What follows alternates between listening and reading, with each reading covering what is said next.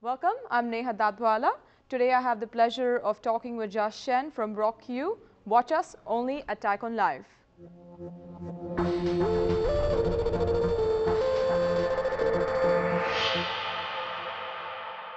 Welcome to TiEcon Live. I'm Neha Dadwala. Today I have the pleasure of introducing Jia Shen from RockQ. Welcome. Thanks. Ja, tell us a little bit about this rocking new website. It's a social network, so tell us a little bit about the website itself and tell us a little bit about your background.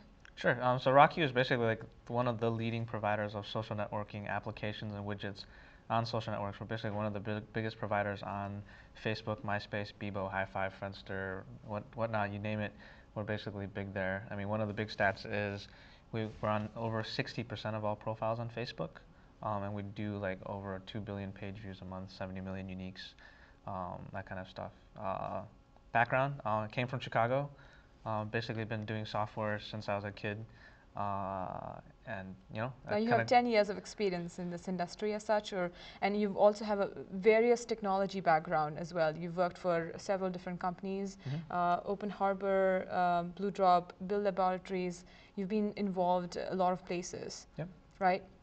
So how decision making from one career to another career, was there a real motive behind it, or did you just want to know everything in the space there is? How did you make the decision to move from one career to another?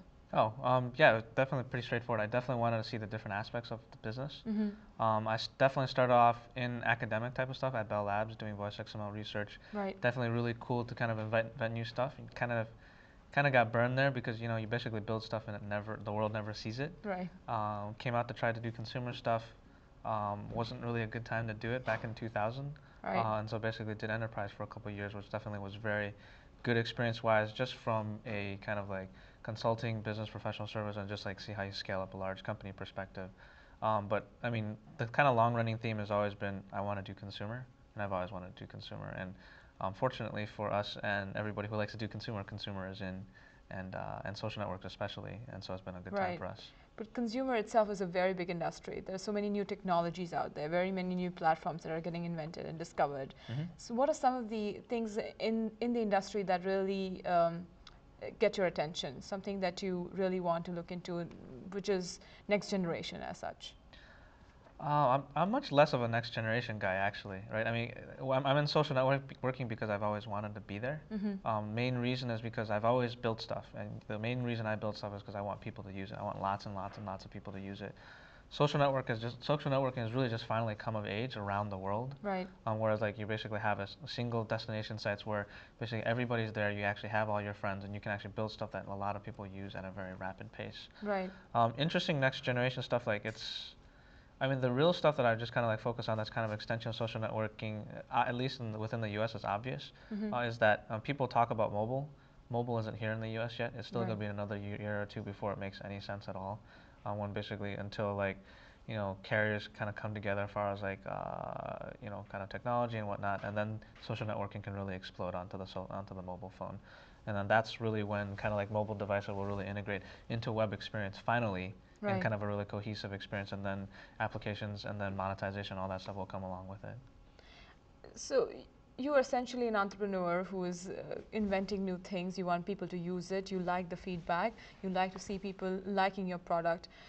What would be a good advice for budding entrepreneurs who are also kind of in your shoes and maybe not doing so many things at the same time as you were doing, but they're essentially building a career, they're building their product? What are some of the advice that you give an entrepreneur? Sure. What should they have? What are some of the characteristics?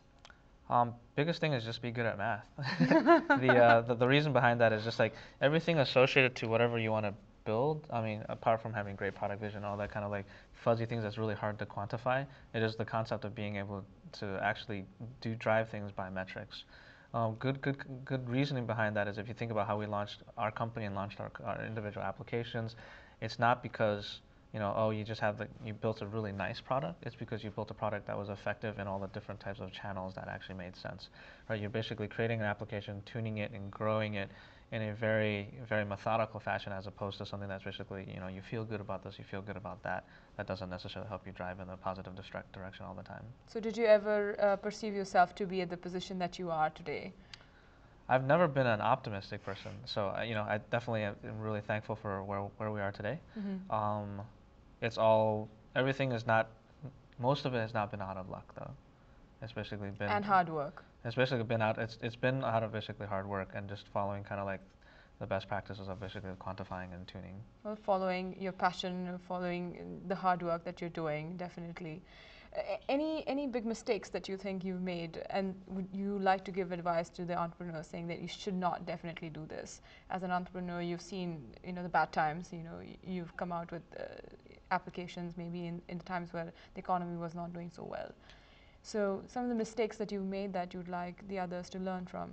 I mean, as far as biggest mistakes, I think our biggest mistake was that we weren't willing to kind of like take as big of a risk in the beginning. Like I was definitely kind of conservative about stuff, because like I'm not into like I would have gone kind of like middle of the way. I wouldn't be like a company that's like, oh, immediately get tens of millions of dollars, buy a lot of hardware, hire a lot of people, but probably would have been a little bit more aggressive after you basically kind of like really trust your expectations. So apart from being an entrepreneur and a hardworking person, what are your hobbies? What do you enjoy doing?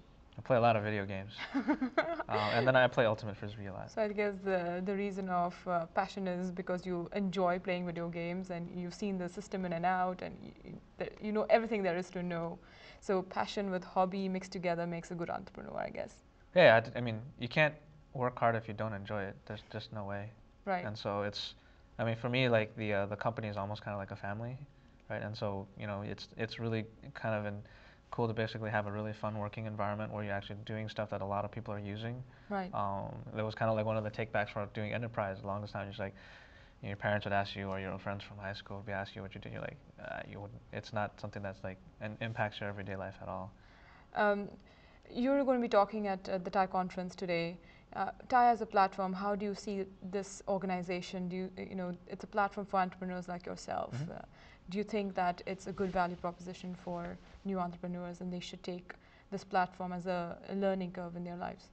I think that there's definitely I've gotten basically a lot of exposure recently, and definitely I'm extremely impressed by just kind of like the professionalism and kind of like just like the incredible organized method and the amount of dedication by everybody that's involved in the organization. For us, kind of as a platform, just looking at basically the keynotes and the panels that everybody's actually been constructed together, right. It's definitely done kind of in kind of like the spirit of things that I believe in. It's basically a lot more methodical.